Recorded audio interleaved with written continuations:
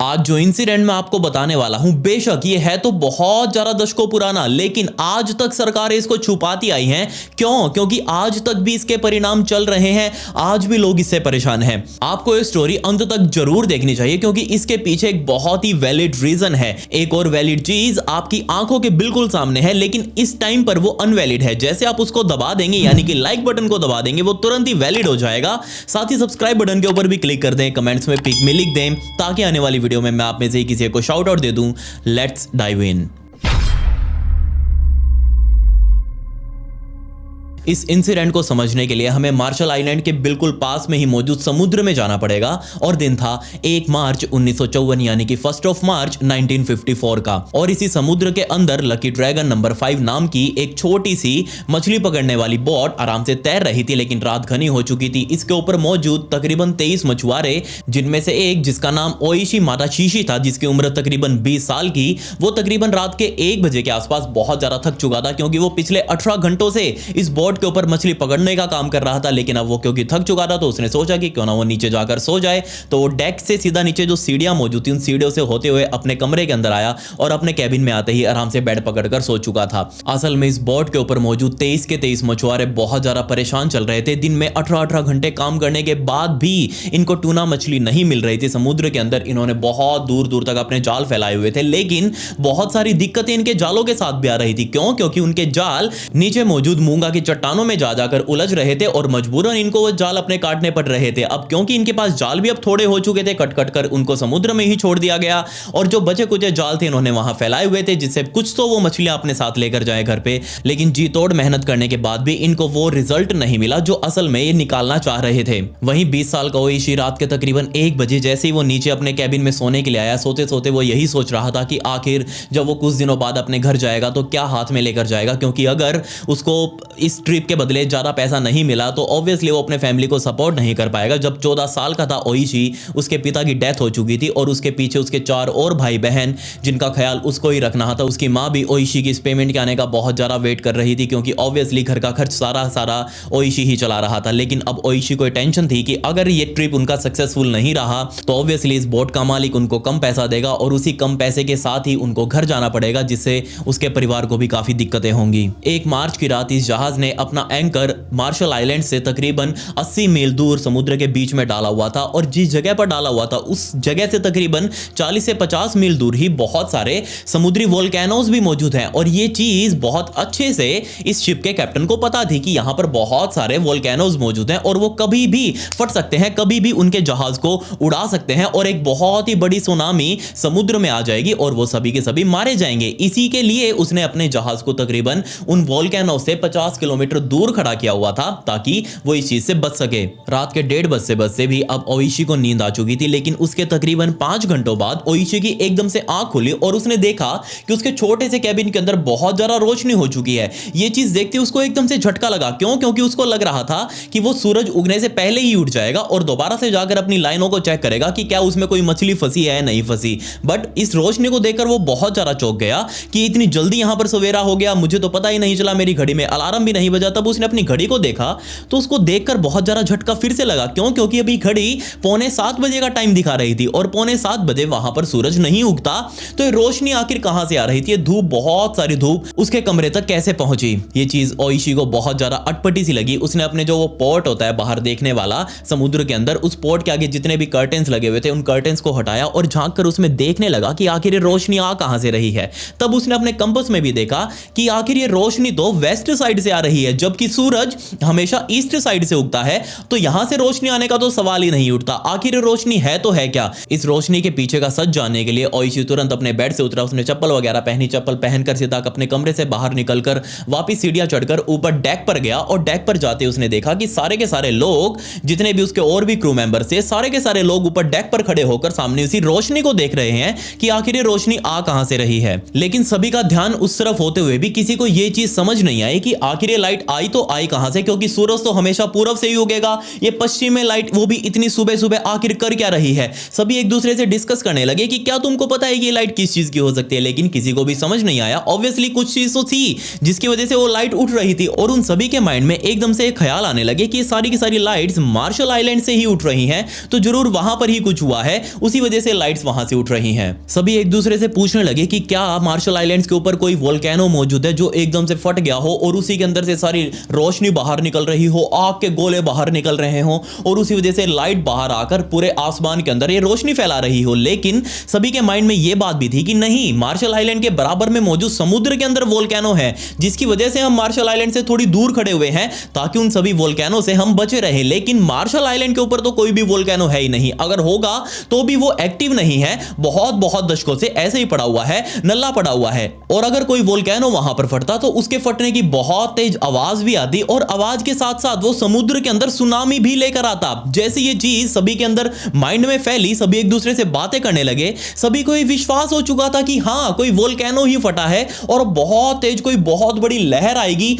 और ये पूरी बोट को डुबा देगी, हम सभी यहीं पर मर जाएंगे। सभी एक दूसरे को देखने लगे, एक दूसरे से पूछने लगे कि सच बताओ यार, यही बात है क्या, यही बात है क्या, मुझे अभी नहीं मरना, मुझे अभी नहीं पड़ना। लेकिन इन सभी के बीच में जो सबसे उम्रदराज मछुआरा था, जिसकी उम्र तकरीबन 40 साल की थी, उसने कहा सभी को शांत हो जाओ, रुको, मुझे शायद पता है कि ये क्या हो सकता है। तो सारे उसे पूछने लगे कि हाँ जी बाबूजी बताओ क्या हो सकता है। तब उसने एक ही शब्द बोला और वो कहा कि एटॉमिक बॉम्ब। हो सकता है यहां पर कोई एटॉमिक बॉम्ब फूटा हो और उसी वजह से रोशनी फैली हो और उसी एटॉमिक बॉम्ब को फटते हुए हम देख रहे हो। बट जैसे ये एटॉमिक बॉम्ब का नाम सभी ने सुना तो सभी के माइंड में कंफ्यूजन आने लगी कि नहीं यार, एटॉमिक बॉम्ब का तो सवाल ही नहीं उठता। क्यों? क्योंकि तकरीबन 9 सालों पहले 1945 में ही जापान के ऊपर अमेरिका ने 2 एटॉमिक बॉम्ब गिराए थे और उसके बाद से सब कुछ मामला शांत हो चुका है, वर्ल्ड वॉर 2 भी खत्म हो चुका है। अब तो किसी देश का किसी देश के साथ लड़ाई भी नहीं है, तो ऑब्वियसली कोई ऐसे ही हलवा थोड़ी ना एटॉमिक बॉम्ब की, हाँ भाई यहाँ टाइम पास नहीं हो रहा, आज चलो एटॉमिक बॉम्ब फोड़ देते हैं, ऐसा नहीं होता। बट यहाँ ये जो चीज उनके माइंड में चल रही थी, इस चीज ने भी सबको डरा दिया। बट सभी एक दूसरे को कंफर्ट करने लगे कि नहीं यार, एटॉमिक बॉम्ब तो नहीं हो सकता। इतने में ही जो सामने लाइट फैली हुई थी, अभी उसका रंग लाल रंग का था, पहले ऑरेंज का था, वो ऑरेंज से बदलकर लाल हुआ, उसके बाद पर्पल, उसके बाद ब्लू, और एकदम से वो लाइट पूरी की पूरी गायब हो चुकी थी और फिर से सारा का सारा क्रू मेंबर, पूरा का पूरा आसमान गुप अंधेर के बीच छा चुका था। जैसे ये लाइट्स गायब हुई, इसके बाद सभी के माइंड में चलने लगा कि नहीं यार, एटॉमिक बॉम्ब तो बिल्कुल भी नहीं हो सकता, क्योंकि अगर वो होता तो अभी तक हम सारे के सारे उबल चुके होते, हम सारे के सारे भाप बनकर उड़ चुके होते, हम में से कोई भी नहीं बचता, क्योंकि हम तो एटॉमिक बॉम्ब को सामने से फटते हुए देख रहे हैं। ये एटॉमिक बॉम्ब नहीं है। इतने में ही इस शिप के कैप्टन ने सभी क्रू मेंबर्स को समझा दिया कि हो सकता है यहां पर कोई बहुत बड़ा खतरा मौजूद हो और हमें किसी खतरे में नहीं फंसना, हमें हमारी जान भी बचानी है और इस बोट को भी बचाना है, हमें तुरंत यहां से निकलना पड़ेगा। तुम एक काम करो, तुरंत ही ये सारी की सारी जितने भी लाइंस पड़ी हुई हैं, जितने भी जाल पड़े हुए हैं समुद्र के अंदर, सभी को समेटना शुरू करो, चाहे मछली हाथ लगे या ना लगे, तुम सारी की सारी लाइंस को समेटो। मैं एक काम करता हूं, इतने बोट को घुमाना शुरू करता हूं। ये कहकर शिप का कैप्टन सीधा कैबिन में जा चुका था, अपने उस कंट्रोलर पर जा चुका था और सारा का सारा क्रू मेंबर अब काम पर लग चुका था। ओविशी भी सारे क्रू मेंबर्स के साथ अपना काम निपटाने में लग चुका था और उसके कुछ ही मिनटों बाद, क्योंकि अब उसे भूख भी लगी हुई थी, प्यास भी लगी हुई थी और सारा खाना पानी उसके नीचे बेडरूम में ही मौजूद था, तो उसने कहा अपने दोस्तों को कि मैं एक बार नीचे से कुछ खा पी कर आता हूँ, मुझे बहुत ज्यादा भूख लगी हुई है। तो वो अपने वाली लाइन को वहीं छोड़कर सीढ़ियों से होते हुए सीधा नीचे आने लगा, लेकिन अभी वो सीढ़ियां आधी ही उतरी थी उसने और तभी उसको बहुत तेज एक धमाके की आवाज सुनाई थी।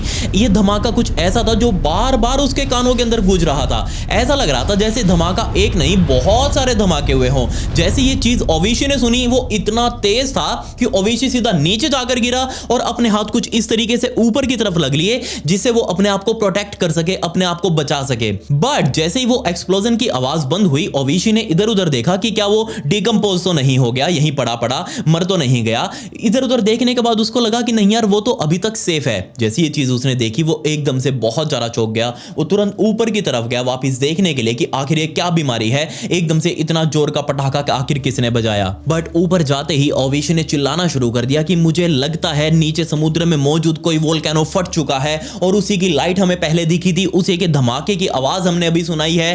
क्या वो आवाज तुमने भी सुनी है? सभी ने हाँ में हाँ दिया। सभी अपने आप को बचाने के लिए नीचे की तरफ बैठे हुए थे। उसको वो बोलने लगे कि बाबूजी ना बन, तू नीचे बैठ जा, आराम से पहले अपने आप को बचा ले। लेकिन ओविशी बार बार चिल्ला रहा था कि अब बचाने का कोई फायदा नहीं है, बहुत बड़ी सुनामी आएगी, बहुत बड़ी लहर आएगी, हम सबको समुद्र में डुबा देगी, हम सभी की जान यहीं पर चली जाएगी। ये चीज सुनते ही सभी को ऑब्वियसली बहुत ज्यादा डर लगने लगा। वो अपने आप को बचाने के लिए सबसे पहले जानना चाह रहे थे कि आखिर सामने हुआ क्या है। ये सारे के सारे लोग खड़े होकर डेक की रेलिंग को पकड़कर सामने देखने लगे कि आखिर बीमारी क्या है, हुआ क्या है वेस्ट साइड में, ये एकदम से धमाका क्या था। बट सामने देखते देखते उनको कुछ भी दिखाई नहीं दिया। पहले रोशनी जो दिख रही थी वो भी जा चुकी थी, ये जो धमाके की आवाज आई थी ये भी जा चुकी थी। सामने बिल्कुल घुप अंधेरा ही मौजूद था। सभी बस अब समुद्र की तरफ देखने लगे कि कब वो बहुत बड़ी लहर आकर उनको डुबाएगी, कब वो उनकी जान लेगी। लेकिन तकरीबन 6 से 7 मिनटों तक उस लहर का इंतजार करने के बाद वापिस समुद्र अभी भी शांत, वो लहर आई ही नहीं। तब वापिस लोग एक दूसरे से बातें करने लगे कि अवेशी यार, तेरी वो लहर तो अभी तक नहीं आई जो सुनामी लेकर आने वाली थी, हम सभी तो अभी तक जिंदा हैं, और देखो तुम, समुद्र बिल्कुल शांत है, वो सुनामी नहीं आई। अब क्योंकि शिप का कैप्टन भी इसी डेक पर मौजूद था, इन सभी की बातें सुन रहा था, तो शिप के कैप्टन ने कहा कि तुम सभी अपनी बकवास बंद करो, हमें तुरंत यहां से निकलना होगा। हमें नहीं पता सामने क्या हुआ है, बट मुझे बस ये लग रहा है कि यहां पर कुछ खतरा है, हमें तुरंत यहां से निकलना है। तुमको कहा था मैंने, अपने अपनी लाइंस को तुरंत समेटो, अपने अपने जाल को वापस बोट पे ऊपर लेकर आओ, हमें तुरंत यहां से निकलना होगा। ओविशी और सारे बाकी क्रू मेंबर्स ये बात सुनते ही अपने अपने जाल को समेटने में लग चुके थे। लेकिन ये जाल समेटना कोई 2 मिनट का काम नहीं था। बहुत लंबे लंबे किलोमीटर्स की जाल को समुद्र के अंदर बिछाया जाता है और उनको खींचना वापस कोई हलवा नहीं है। उनके अंदर मछलियां भी फंसती हैं और भी जानवर फंसते हैं, जिससे वो भारी हो जाते हैं। ऑब्वियसली उनको खींचना कोई मजाक नहीं था। अब तो चलो मशीनें हैं जो उनको रोल कर लेती हैं, कुछ ही मिनटों में सारा जाल वापस आ जाता है। लेकिन उस टाइम पर बहुत बड़ी बड़ी मशीनें भी नहीं थी, बहुत बड़ी बड़ी मोटर्स भी नहीं थी, लोगों को हाथों से ही जाल खींचने पड़ रहे थे। और यही जाल खींचते खींचते पूर्व दिशा से सूरज भी अब उग चुका था। सूरज भी अपने आसमान के अंदर अपनी रोशनी बिखेरने लगा, और जैसे ही थोड़ी रोशनी हुई, दिखने लगा, सुबह हुई। इसी सुबह के टाइम पर जैसे ही सारे क्रू मेंबर्स ने वापस वेस्ट साइड की तरफ देखा, उन्होंने एक चीज नोटिस करी कि यार हमारे साइड तो यहाँ रोशनी आ चुकी है, सूरज उग चुका है, लेकिन उधर अभी भी काला घना अंधेरा है। और जैसे ही उन्होंने अपनी दूरबीन लेकर उस तरफ गौर से देखने की कोशिश करी, उन्होंने नोटिस किया कि यार ये अंधेरा नहीं है, ये तो काले रंग के बादल है, हल्के काले बादल है जो ऊपर एकदम से बने जा रहे हैं, बहुत सारे बादल बन रहे हैं। और ये चीज जब शिप कैप्टन ने देखी तो उसको बहुत ज्यादा चिंताजनक लगी। उसने तुरंत अपने विंड मीटर की तरफ देखा कि आखिर हवा किस तरफ से किस तरफ बह रही है। तो वो विंड मीटर ये बता रहा था कि हवा ईस्ट से लेकर वेस्ट की तरफ बह रही है, मतलब ईस्ट से वेस्ट की तरफ हवा जा रही है, और ये बादल भी वेस्ट की तरफ बन रहे हैं। बट इन सभी क्रू मेंबर्स ने नोटिस किया कि ये बादल हवा के उल्टी डायरेक्शन में तैरते हुए, मतलब कि हवा के उल्टी डायरेक्शन में चलते हुए उन्हीं की तरफ बढ़ रहे हैं, मतलब कि वेस्ट टू ईस्ट बढ़ रहे हैं। ऐसा कैसे हो सकता है? बादल हवा को भी इग्नोर कैसे कर सकते हैं? यहां पर ग्रेविटी के नियम कहां गए? शिप के कैप्टन ने सभी क्रू मेंबर्स को और ज्यादा डांटते हुए कहा कि तुम सभी जल्दी जल्दी अपने इस जाल को लपेटो, अगर लपेटा जाता है तो लपेटो, वरना इसको यहीं काट दो, हमें तुरंत यहां से निकलना होगा। लेकिन सभी के सभी क्रू मेंबर्स अपना पूरा जोर लगाकर अपनी वो चक्कियां घुमा रहे थे जिससे जाल वापस बोट के ऊपर आ सके। लेकिन ये इतना करते करते ही वो सारे के सारे बादल धीरे धीरे उनके पास आए। शिप कैप्टन ने भी देखा कि नहीं, अब वो इससे बचकर भाग नहीं सकते, चाहे जितना मर्जी जोर लगा लें। तभी सभी क्रू मेंबर्स ने अपने अपने जालों को वहीं छोड़ा और जस्ट वो इन बादलों को देखने लगे। धीरे धीरे बादल उनके ऊपर आते गए और आगे ईस्ट की तरफ निकल गए। अब वापस खूब अंधेर इस जहाज के आसपास छा चुका था, क्योंकि सारा का सारा आसमान इन बादलों ने ढक लिया। बट ये बादल यहीं पर नहीं रुके। जैसे ये उनके ऊपर आए उसके कुछ ही मिनटों बाद इनके अंदर से बारिश होने लगी।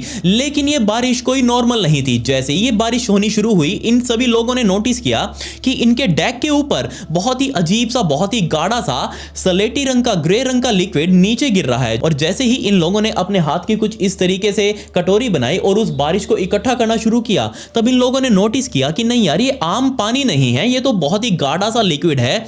ये चीज क्या हो सकती है? और इससे पहले कि ये लोग कुछ और समझ पाते, इतने में ही ये वाली बारिश तो खत्म हुई, ऊपर से फोम गिरने लगा और वो फोम भी हल्के काले रंग का ही था। और धीरे धीरे कर ये बारिश पूरी तरीके से स्नोफॉल में बदल चुकी थी। अभी भी ये लोग अपने हाथ को कुछ इस तरीके से बनाकर उस बारिश को इकट्ठा करने लगे। लेकिन थोड़ी देर बाद उन्होंने उस सारी की सारी चीज को जो उन्होंने हाथ में इकट्ठा करी थी उनको नीचे फेंक कर मारा, क्योंकि ये बर्फ ठंडी नहीं थी बल्कि बहुत ज्यादा गर्म थी। उनके हाथ इससे जलने लगे और ये चीज इन सभी को बहुत ज्यादा अजीब लगी कि यार, हो तो स्नोफॉल रही है और इस स्नो से ही हमारे हाथ जल रहे हैं, ऐसा कैसे हो सकता है? तभी ये सभी लोग अपने आसपास कोई थैली वगैरह कोई बैग वगैरह ढूंढने लगे, क्योंकि ये सभी लोग इस अजीब सी चीज को, इस अजीब सी बारिश को थैलियों में भर भर कर अपने साथ अपने घर लेकर जाने की सोच रहे थे, क्योंकि इनको लग रहा था कि वो इस चीज को अपने दोस्तों को दिखाएंगे, अपने परिवार वालों को दिखाएंगे, और इन सभी को दिखाने के बाद, अपना रौब जमाने के बाद, खुद को बाऊजी बताने के बाद, ये सारी चीज वो सीधा साइंस को हैंडल कर देंगे, ताकि साइंटिस्ट लोग ये पता लगा सके कि आखिर ये क्या बीमारी है जो इनके हाथ लग चुकी थी। सभी लोगों ने अपनी अपनी थैलियां खोली। ओविशी भी अपनी थैली खोलकर कुछ इस तरीके से आसमान की तरफ देखने लगा। वो बारिश उसके चेहरे पर भी पड़ रही थी, वो बारिश उसकी थैली में भी पड़ रही थी, और जो नीचे भी माल इकट्ठा हुआ था, वो सलेटी रंग का, वो ग्रे रंग का लिक्विड गाढ़ा सा, उसको भी उठाकर इस ओइशी ने अपने उस थैली के अंदर भरना शुरू कर दिया। और जैसे ही सभी लोगों की थैलियां भरी, उन सभी लोगों ने अपनी अपनी थैलियों को गांठ मारकर साइड में कोने में रख दिया। बट यहीं से सारा गेम अब पलट चुका था, क्योंकि दोबारा से शिप कैप्टन ने सभी क्रू मेंबर्स को कह दिया कि तुम सभी लोग अपना अपना जाल समेट रहे हो, या फिर मैं इस बोट को ऐसे ही यहां से भगा कर ले चलूं। सभी लोगों ने अपनी थैलियों को वहीं छोड़ा, सभी वापस जाकर अपने अपने जाल को खींचने लगे। अब क्योंकि सभी क्रू मेंबर्स काम करके पूरा दिन थक चुके थे, तो वो जल्दी ही रात को सोने के लिए जा चुके थे। और अगली सुबह यानी कि 2 मार्च की सुबह जैसे ही सारे के सारे क्रू मेंबर्स उठे, ओइशी भी अपने कमरे में उठा, तो उठते ही उसने नोटिस किया कि उसके चेहरे के अंदर थोड़ा सा दर्द हो रहा है। खैर, उसने इस चीज को इग्नोर किया, वो सीधा बाथरूम में गया, उसको ब्रश करना था। और ब्रश करते करते ही जैसे उसने पहली बार अपने मुंह से वो सारा का सारा पेस्ट नीचे थूका वॉश बेसिन में, उसने नोटिस किया कि उसके टूथपेस्ट के अंदर अब खून आ रहा है। ऐसा कैसे हो सकता है? उसने तुरंत ही शीशे के अंदर अपने दांतों को देखना शुरू कर दिया कि आखिर उसके दांत कैसे हैं। तब उसने नोटिस किया कि उसके दांतों के ऊपर भी बहुत सारा खून लगा है, और ना सिर्फ खून लगा है बल्कि उसके सारे के सारे दांत हिल भी रहे हैं। जिस भी दांत को वो छू रहा है उसके वो सारे दांत हिल रहे हैं। ये चीज उसके लिए बहुत ज्यादा डराने वाली थी, ये चीज उसको दर्द भी कर रही थी। तो इसी चीज की कंप्लेंट करने के लिए वो सीधा ऊपर की तरफ डेक पर जाने लगा। उसने सीढ़ियां चढ़ी, और ऊपर जाते ही जैसे उसने बाकी सारे क्रू मेंबर्स को देखा, उसकी आंखें फटी की फटी रह गई। क्यों? क्योंकि सारे के सारे क्रू मेंबर्स अजीब ही अपनी बीमारियां ले लेकर इस डेक के ऊपर खड़े हुए थे। किसी का शरीर जल रहा है, किसी का शरीर कटा हुआ है, किसी को चोटें लगी हुई हैं, किसी की स्किन अपने आप उतर रही है, किसी को बहुत ही अजीब से गहरे धब्बे पड़ चुके हैं, किसी का शरीर पूरा का पूरा काला हो चुका है। ये सारी चीज उन सभी के लिए बहुत ज्यादा नई थी, और किसी को कुछ समझ नहीं आ रहा था कि आखिर यहां पर क्या हो रहा है। सभी अपने अपनी बीमारी को एक दूसरे के साथ डिस्कस करने लगे। ओइशी ने भी अपने दांत जा जाकर सभी को दिखाए, और सभी उसकी तरफ देखने लगे कि यार तुम्हारी प्रॉब्लम तो बहुत छोटी सी है, हमारी तरफ देखो, हमारी तो स्किन ही निकल रही है, इतना दर्द हो रहा है बता नहीं सकते, पूरा शरीर जल रहा है। और तभी सभी के माइंड में पहले ही एहसास में ये आ चुका था कि ये जो भी कुछ हुआ है उसी बारिश की वजह से हुआ है। जरूर उस बारिश ने हमारे शरीर के ऊपर कोई जहर डाल दिया है, और उससे हमारे शरीर को एलर्जी हो चुकी है। तब सभी का ध्यान उन्हीं थैलियों की तरफ गया, जिन थैलियों के अंदर उन सभी ने वो बारिश का पानी, वो जो गाढ़ा सा लिक्विड था, वो सारी की सारी बर्फ थी, वो इकट्ठा करी थी। उन थैलियों को जहां वो पहले बहुत ज़्यादा एक्साइटेड थे अपने परिवार वालों को दिखाने के लिए, अब वो सारे लोग, ये सारे का सारे क्रू मेंबर्स इन थैलियों को छूने से भी डर रहे थे। वो इन सभी से दूर भागने लगे। बट कब तक भागते? खैर, ये सारी की सारी बातें उन्होंने शिप कैप्टन को भी बताई कि हमारे साथ ये सब कुछ हुआ है। शिप कैप्टन खुद अपनी बीमारी को लेकर खड़ा था, उसके भी शरीर से स्किन उतर रही थी, उसका भी शरीर पूरा का पूरा जल रहा था। उसने कहा कि कोई बात नहीं, हम 4-5 दिनों के अंदर पोर्ट तक पहुंच जाएंगे। अब क्योंकि पोर्ट बहुत ज़्यादा दूर था तो उनको पहुंचने में टाइम लगने वाला था, तो शिप कैप्टन ने कहा 4-5 दिन की बात है, वहां जाकर अपना इलाज करवा लेना और तुम सभी ठीक हो जाओगे। 4-5 दिन तक इन सभी की हालत और ज़्यादा बिगड़ती गई। जहां पहले सिर्फ एलर्जिक रिएक्शन था, लेकिन अब तक वो सारी एलर्जी घाव में बदल चुकी थी। उन सभी के सभी शरीरों के अंदर बहुत बड़े बड़े घाव बन चुके थे, और वो घाव अब जमने लगे थे। शिप कैप्टन ने उस टाइम पर ओविशी को कहा कि अपना एक पर्दा लगा दो तुरंत ही। आपने देखा होगा कि पुरानी बोट्स के ऊपर कपड़े के बहुत बड़े बड़े पर्दे लगाए जाते थे, ताकि वो जिस भी डायरेक्शन में पर्दों को सेट करेंगे उसी डायरेक्शन में बोट को चलाने में मदद मिलेगी। अब एक और पर्दा ऊपर खींचना था, तो उसकी रस्सी पकड़कर ओविशी खींचने लगा, लेकिन तभी इस ओविशी ने नोटिस किया कि रस्सी खींचते खींचते उसकी रस्सी का रंग बदल रहा है। जैसे उसने इस चीज को देखा, ये रस्सी धीरे धीरे लाल होती जा रही थी, इसके ऊपर खून लगने लगा। ये चीज ओविशी के लिए बहुत ज्यादा नई थी। तब उसने अपने हाथों की तरफ देखा तो उसकी आंखें फटी रह गई। क्यों? क्योंकि उसके हाथ अपने आप डीकंपोज हो रहे थे, उसकी स्किन अपने आप उतर रही थी, और उतर कर उसके अंदर से खून अपने आप बाहर निकलने लगा। जैसे ये चीज ओविशी ने देखी, सोच कर देखिए उस टाइम पर ओविशी क्या फील कर रहा होगा। उसके हाथ अपने आप डिसइंटीग्रेट हो रहे हैं, वो अपने आप डीकंपोज हो रहे हैं, उसकी स्किन अपने आप निकल रही है, उसका खून अपने आप बाहर निकल कर रस्सी पर बह रहा है, वो नीचे टपक रहा है, और इस टाइम पर कोई भी कुछ कर नहीं सकता। सभी लोगों ने जैसे जैसे अपने शरीरों को संभाल कर रखा, लेकिन जैसे ही सभी लोग नहाने के लिए एक के बाद गए बाथरूम के अंदर, क्योंकि वहां पर 2 ही बाथरूम थे इस पूरी नाव के अंदर। तो एक के बाद एक जैसे ही लोग बाथरूम के अंदर नहाने के लिए जाने लगे, तभी इन सभी लोगों ने नोटिस किया कि ना सिर्फ इनकी स्किन निकल रही है बल्कि इन सभी के बाल भी अपने आप झड़ कर पूरी तरीके से गंजे हो चुके हैं। वो इन सभी के सारे बाल नीचे फर्श के ऊपर पड़े हुए हैं। जैसे वो पानी का डब्बा अपने ऊपर डालते, सारे के सारे बाल उनके नीचे उखड़कर सीधा फर्श के ऊपर जा गिरते। सभी लोगों ने आपस में डिस्कस किया कि हो ना हो ये जो हमारे साथ हो रहा है ये सारा कुछ उस बारिश की वजह से हुआ है। ये आपस में दोनों कनेक्टेड हैं, क्योंकि उससे पहले तक हम बिल्कुल ठीक थे, उसके बाद से ये सारा कुछ हुआ है। कुछ तो बीमारी थी उस बारिश के अंदर। खैर 14 मार्च 1954 यानी कि 14 मार्च 1954 का दिन आ चुका था, और ये वो दिन था जब दोपहर होते होते ये सारे लोग अपनी नाव के साथ अपने पोर्ट तक पहुंच चुके थे। बट जैसे ही जापान के इस पोर्ट पर ये लोग पहुंचे, इन सभी लोगों ने नाव से उतरने से पहले आपस में ये सारी चीजें डिस्कस करी कि देखो हमारे शरीर का हाल बहुत बुरा है, ये हम लोग जानते हैं, हमारे परिवार वाले नहीं जानते, हमारे यार दोस्त नहीं जानते, हमारे पड़ोसी नहीं जानते, और ना ही उनको बताना है। मतलब कि ये जो हमारे साथ हुआ है ये सारी चीजें हम सीक्रेट रखेंगे, ये हमारे बीच ही रहेगी, हम किसी को भी नहीं बताएंगे कि आखिर इनके साथ क्या हुआ है। क्योंकि अगर किसी को भी पता लगा तो हो सकता है वो उनसे दूरी बनाकर रखने लगे, हो सकता है वो उनको सोसाइटी से ही बाहर क्यों ना निकाल दें, या फिर हो सकता है वो उनके साथ अजीब सा ही व्यवहार क्यों ना करने लग जाएं। सभी ने इस बात के ऊपर हाँ में हाँ मिलाई कि कोई भी किसी को कुछ नहीं बताएगा। ओइशी भी सीधा उस जहाज से उतरकर पोर्ट पे उतरा और पोर्ट से बाहर निकलकर सीधा अपने घर जाने की बजाय पहले स्किन डॉक्टर के पास गया। स्किन डॉक्टर के पास जाकर उसने अपना जैसे ही मुखड़ा दिखाया, मुखड़ा देखते ही स्किन डॉक्टर ऑब्वियसली चौंक चुका था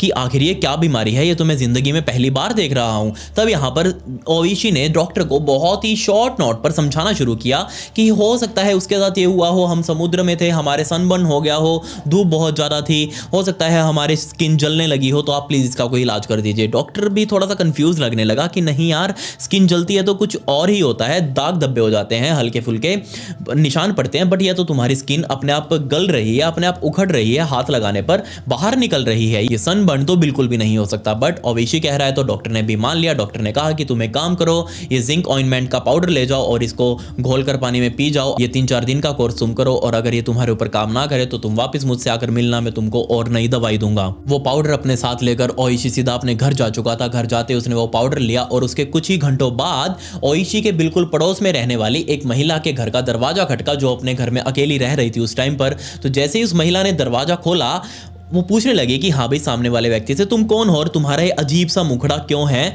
बट यहाँ पर वो उस आदमी को पहचान नहीं पाई। वो आदमी अपने आप के बारे में बताने की कोशिश कर रहा था, बट वो इतना बुरा दिख रहा था, उसके चेहरे पर हर जगह जले हुए के निशान, हर जगह से उसकी स्किन उखड़ी हुई है। ये चीज देखकर वो औरत बहुत ज्यादा डर चुकी थी। उसका मन कर रहा था कि वो इस दरवाजे को यहीं पर पटक के दे के मारे, लेकिन उससे पहले वो देकर मारती, इतने में ही उसको ध्यान आया कि हो सकता है ये व्यक्ति कोई और नहीं बल्कि ओइशी ही हो, क्योंकि इसकी शक्ल ओइशी में मिलती है। उसने कहा कि क्या तुम ओइशी हो? उसने हाँ में हाँ मिलाया। सामने खड़े हुए व्यक्ति ने उसने कहा कि हाँ मैं ही तो ओइशी हूं।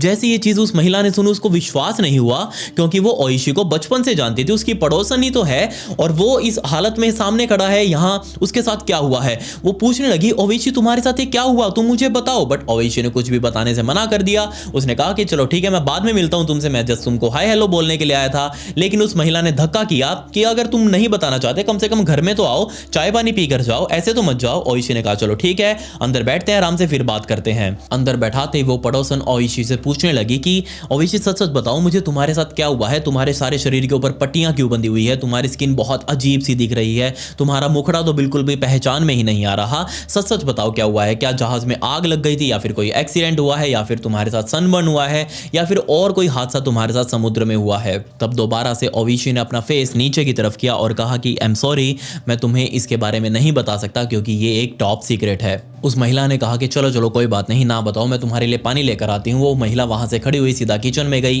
कंच के गिलास के अंदर पानी भरकर लेकर आई, ओइशी को दिया। ओइशी ने कांपते हुए हाथ से उस कप को पकड़ा और जस्ट पानी पीने लगा। अब क्योंकि दोनों ही सामने से चुप थे, ओइशी भी कुछ नहीं बोल रहा था, वो महिला भी कुछ नहीं बोल रही थी, तो ऑब्वियसली उस महिला ने कहा कि चलो मैं ही साइलेंस तोड़ती हूँ, मैं ही कुछ बोलती हूँ, हम कुछ और न्यूज़ के बारे में बात करते हैं, आसपास की न्यूज़ के बारे में बात करते हैं, तुम अपने सफर के बारे में बताओ, मैं भी बताती हूँ यहाँ इतने दिनों में क्या क्या हुआ। तो ऑब्वियसली अब ओइशी तो कुछ भी बोलना नहीं चाह रहा था, तो उस महिला ने ही बताना शुरू किया कि सरकार ने मार्शल आइलैंड्स के पास एक बहुत ही बड़ा साइंस एक्सपेरिमेंट किया है, इसके बारे में क्या तुम्हें पता है। जैसे ये चीज ओवेशी ने सुनी, उसके हाथ में जो गिलास था वो नीचे गिरकर टूट गया, क्योंकि उसको इस टाइम पर झटका लग चुका था। इस साइंस एक्सपेरिमेंट के बारे में सुनकर उसके हाथ से गिलास छूट गया और वो नीचे गिरते ही टूट भी गया। उस महिला ने पूछा, ओवेशी क्या तुम ठीक हो, तुम्हारे हाथ से गिलास एकदम से गिर गया, क्या हुआ है, कोई बीमारी तो नहीं है। तब यहाँ पर ओवेशी ने एक बार फिर से अपना चेहरा नीचे की तरफ किया और सारी स्टोरी अब उस महिला को बताने लगा। वो सारी की सारी लाइट्स, वो एक्सप्लोजन, वो बारिश, वो बादल, वो सब कुछ बताया उसने उस महिला को।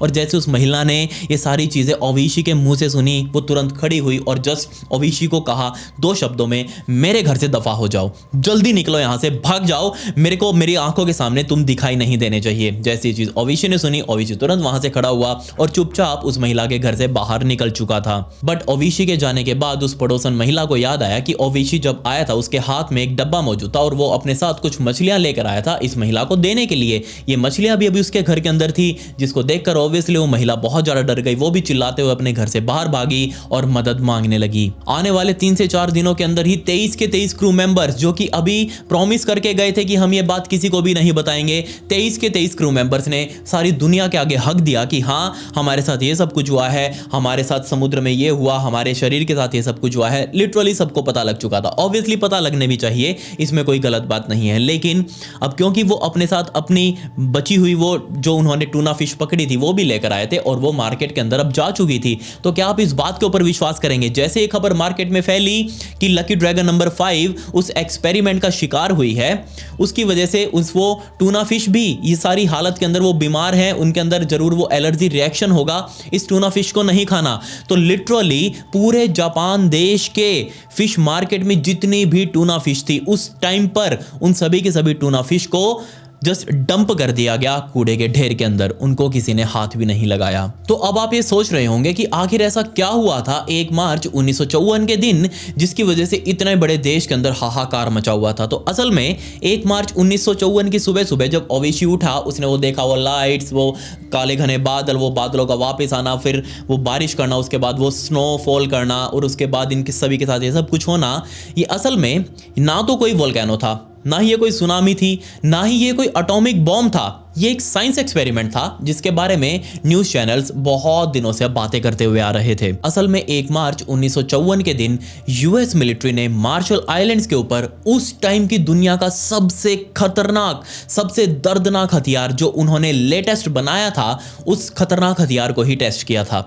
और ये खतरनाक हथियार कुछ और नहीं बल्कि ये था हाइड्रोजन बॉम्ब। अब आप कहेंगे कि हाइड्रोजन बॉम्ब किसी एटॉमिक बॉम्ब से कैसे अलग होता है। अब मैं एग्जैक्टली इसकी केमिस्ट्री और फिजिक्स में तो नहीं जाऊंगा, बस आप इस बात का अंदाजा यहीं से लगा लीजिए कि एक हाइड्रोजन बॉम्ब किसी भी एक आम एटॉमिक बॉम्ब से तकरीबन 1000 से भी ज्यादा गुना ज्यादा पावरफुल होता है। अब वैसे तो यूएस मिलिट्री ने इस मार्शल आइलैंड को सही सिलेक्ट किया था इस बॉम्ब को यहां पर टेस्ट करने के लिए, क्योंकि ये बाकी की मानव सभ्यता से बहुत बहुत ज्यादा दूर था।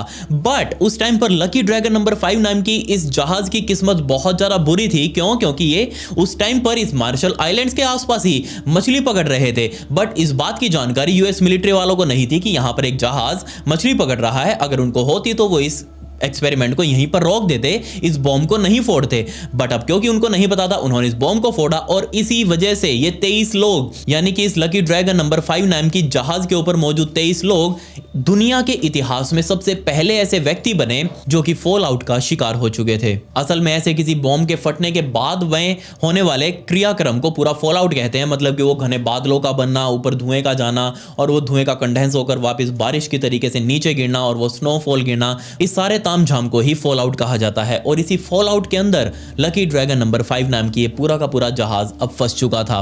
बट ये सारा का सारा तामझाम बहुत बहुत ज़्यादा रेडियो एक्टिव होता है। और वो जो हाथ में अपने लेकर ये बहुत ज़्यादा खुश हो रहे थे 23 के 23 लोग, उसको इन्होंने पहले तो डेथ हैश का नाम दिया था और इसी डेथ हैश को बाद में जब साइंटिस्ट लोगों ने टेस्ट किया तो ये बहुत बहुत ज़्यादा रेडियो एक्टिव थे, ये किसी की भी जान लेने में सक्षम थे। जैसे इन 23 लोगों की खबर पूरे देश के अंदर फैली, इन 23 लोगों को अलग अलग जगहों से इकट्ठा किया गया, ओवैसी को भी उसके घर से उठाया गया और इन 23 के 23 लोगों को अलग जगह पर क्वारंटीन किया गया।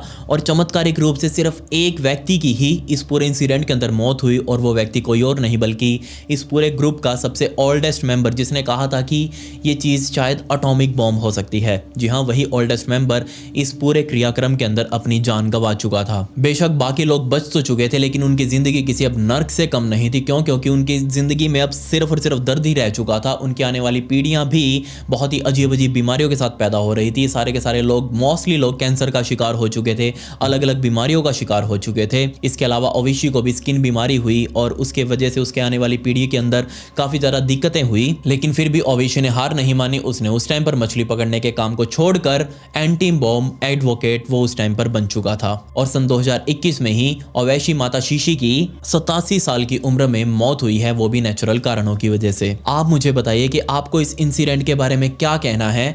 क्या आपने कभी कोई ऐसा व्यक्ति देखा है जो ऐसे किसी इंसिडेंट का शिकार हुआ हो?